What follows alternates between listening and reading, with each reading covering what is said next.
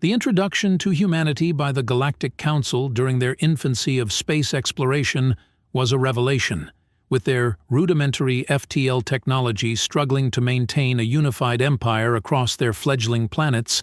Their vessels appeared minuscule, mistaken by early explorers for personal crafts or mere fighters. However, upon encountering humanity firsthand, Council representatives were taken aback. These diminutive beings, barely reaching knee-height under gravity many times stronger than that endured by most Council species, defied expectations. Unlike any known species, they multiplied prolifically and lived abbreviated lives. As negotiations ensued to establish borders with the burgeoning human civilization, the Council found itself confounded. Diplomats aged into retirement before agreements could be finalized, only to be replaced by successors who faced similar challenges. When discussions turned to taxation, human diplomats brazenly asserted their sovereignty over their territory and resources. Within a single generation, the respect accorded to humanity eroded into indifference. Their indifference, in turn, evolved into apathy, and with each passing generation, the once prominent presence of humanity in the Council's considerations faded into obscurity. Oh, how naive the humans seemed to be! So small in a galaxy of titanic life, most of us even saw them as barely sentient. After all, how could a creature so small and short-lived manage to go into space? Purely luck of the cosmic dice.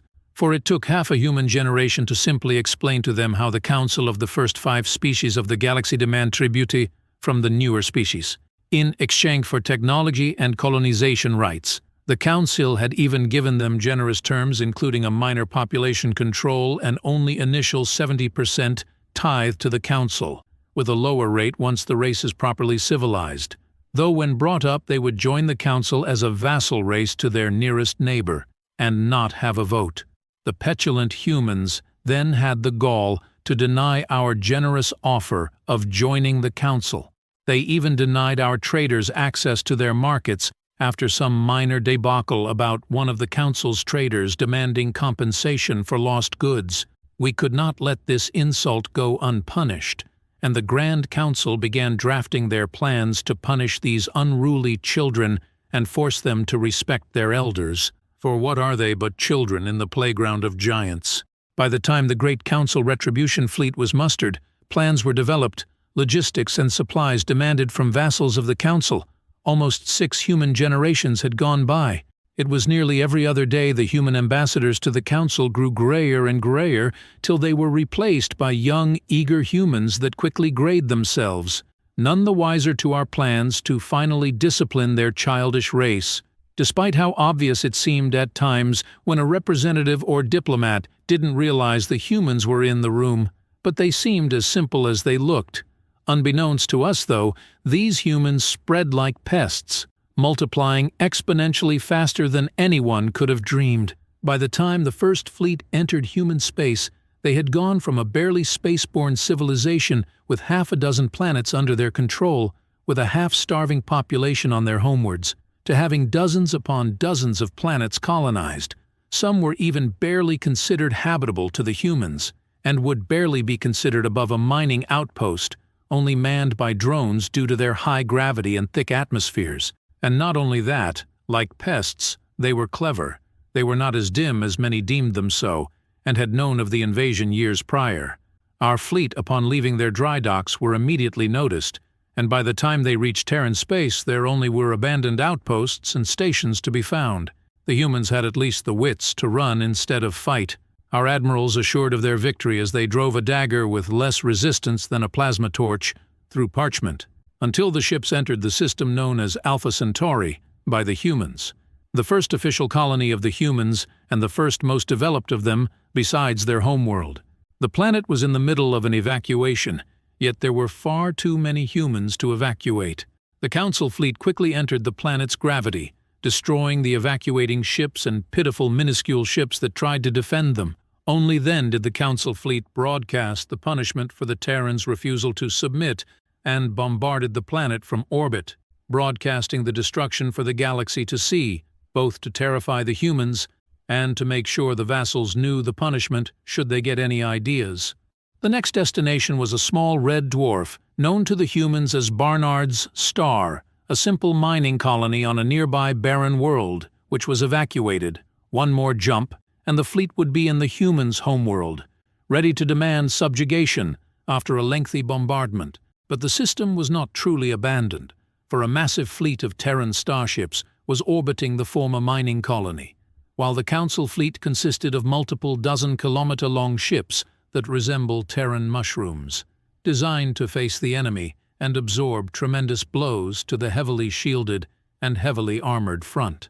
With 20 of these advanced battleships, one of each of the major members of the Council, and over 70 escort ships from the minor Council members and vassal states, designed to simply support the main battleships and harass the enemy if retreating. But the usual tactics of the Council were tested when the captains of each battleship viewed their scanners and saw not enemy battleships ready to be destroyed, but a swarm of ships surrounding a few hundred larger ships barely the size of the escorts. While this was unusual, the admirals were not concerned. Even the largest ships could not withstand a single shot of their plasma cannons, and the smaller ships would be vaporized by the heat alone, even if they missed. This wouldn't be a battle, merely a slaughter. The first salvo of the venerable plasma batteries came a few days after the ships entered the star system, the Terran fleet already steaming towards the fleet. Every shot was aimed at one of the larger vessels, and surprisingly, most dodged out of the way. A few were hit and exploded in a very satisfying way, some taking out a few of the miniature escort vessels that were too close, but total damage was less than hoped. And still, the Terrans flew closer, despite the enormous display of force that could destroy their best ships with glancing shots. They should have surrendered. How foolish. Once the Terran ships got close enough, still millions of miles away and only detectable on scanners, the Council fleet scanners began picking up hundreds, thousands of more contacts. Many of the younger officers were concerned for a fleeting moment before the scanners saw what they were. Nuclear missiles of various yields and construction. Many would not even detonate as they were built so shoddily it seemed a child had assembled them. A single missile wouldn't even dent the shields, but 1,000 could drain them to uncomfortable levels, and thus the order was given for the escorts to surge forward. Their point defense lasers designed to shoot down such pesky and nimble missiles that the battleships couldn't be bothered to deal with. As another salvo of hot plasma races through space, the Terrans dodged most of these as well, scoring naught but a few eliminations on the smallest, slowest ships. The maneuvers performed would destroy any other race of the Council.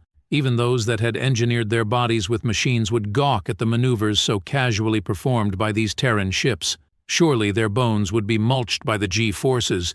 But yet again, the scans show the life signs of the ships that had performed even the most drastic of evasive maneuvers to have no casualties. And by now, the missiles of the Terrans had come close enough to be shot at, the point defense lasers of the escort ships lighting up the void, metaphorically as they were invisible to most sentient eyes, melting the payload of multiple cartridges, the engines, the computer systems. But there were too many. Even as each escort shot down a dozen every few seconds, the swarm had gotten dangerously close. Even the battleship's own point defense degraded themselves by having to open fire. Then something strange happened. All the cartridges fired out of the missiles.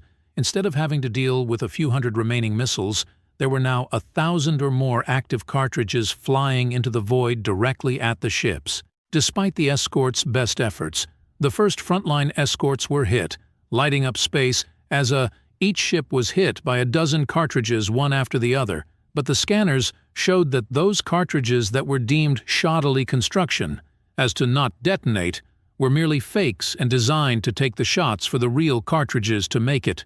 10 escorts were annihilated by the barrage, their shields simply overloaded by the amount of firepower directed in multiple points of their shields, overloading them and allowing the rest of the cartridges to detonate and melt their hulls to slag. This couldn't be. Normally missiles were replaced with massive torpedoes centuries ago. A single massive payload armored and shielded to be able to make it to its target and destroy its target in a single blow. But these Terrans had discovered, accidentally or not, that the shields of the Council's ships were weak to constant barrages. They were meant to deal with single hard blows from large-caliber weapons at long range, and then recharge in the time it takes for the enemy battleships to fire again, relying on focus fire to take another battleship down if one side did not surrender before their shields fully drained. The admirals began ordering their ships to open fire fully. No more playing games with these Terrans. They were going to destroy them for daring to scratch the paint of their fleet, let alone destroy a few of their escorts.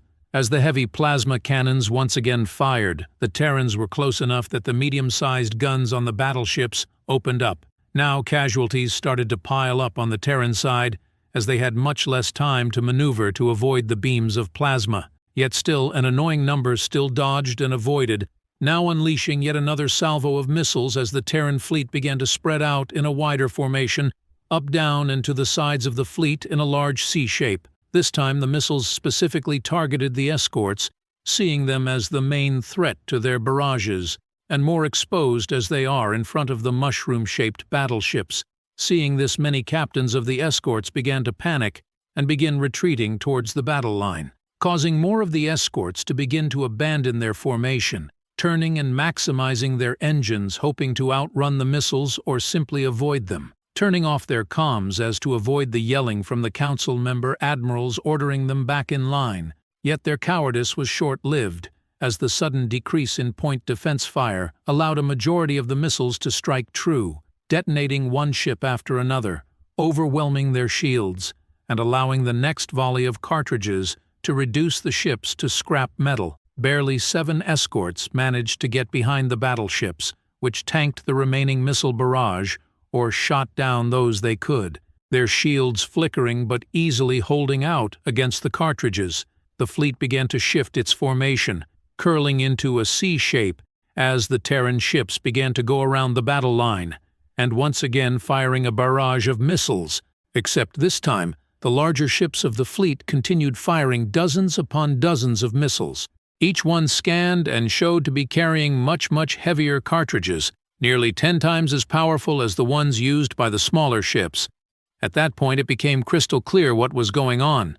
The smaller missiles were meant to overwhelm the shields and keep up the pressure, while the larger missiles would either put the final blow in the shields, allowing for the barrage to pepper the battleship's hull with nuclear fire, or detonate inside the battleship and take it out in one blow. The admirals screamed orders to fire at will, though the crews need not have listened as they fired wildly into the swarm of ships and missiles, multiple of the large ships having fallen after unleashing their barrage, and many more smaller ships destroyed as they attempted to swarm around the battle line, the crews watching as the massive wave of missiles got closer and closer on the scanners, until they got close enough for the cartridges to be released, quintupling the amount of contacts on the radars until they finally hit the shields, cameras overwhelmed by the amount of bright light as millions of tons of TNT were detonated in mere moments. Multiple cartridges never even made it, vaporized by the previous cartridges that arrived seconds before they did. Technicians on the shield generators watched in horror as the reserve power for the shields dwindled rapidly with each detonation, and as more missiles came from behind, the weaker part of the shield, as nobody expected any ships to actually get behind the battle line. The shield generators overheated, many failing outright from the strain. One even detonated, causing the ship to blow apart, just as the massive megaton missiles strikes the pride of the Council's fleet. The Council waited in anticipation after communication contact ceased for the battle's beginning. Many of the representatives of the elder species and vassal species simply conversing or placing bets on which ships would gain the most eliminations, when a single message arrived, not from the fleet, but from the Terrans. Odd, perhaps this was an unconditional surrender. It contained a crude form of holographic display called a video file that was quickly opened up and shown to the entire council chamber, pride beaming on the elder council members awaiting the begging and pleading of the humans, only for their faces to turn into shock and horror. In front of their eyes was a recording of the council fleet, or what was left of it. Barely recognizable, most of the remaining superstructure was molten hot and melted into each other, but they were certain it was the fleet. A Terran flag waved in front of the camera, with the words coming on screen, "Remember Alpha Centauri," which showed the Terran flag behind a planet that had received orbital bombardment.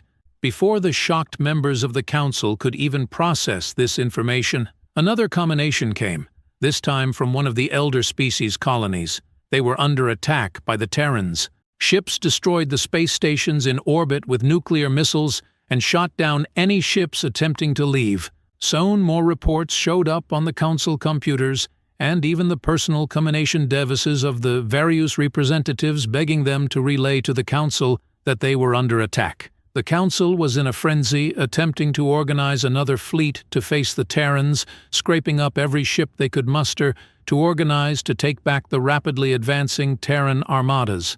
Videos of Terran flags waving proudly over former vassal and elder species worlds demanding surrender. Some of the cities were unrecognizable, bombarded by orbit by the humans, barbaric nuclear weapons, due to them refusing to surrender. Then, the battleships, attempting to regroup and organize, were pounced on by Terran raiding fleets.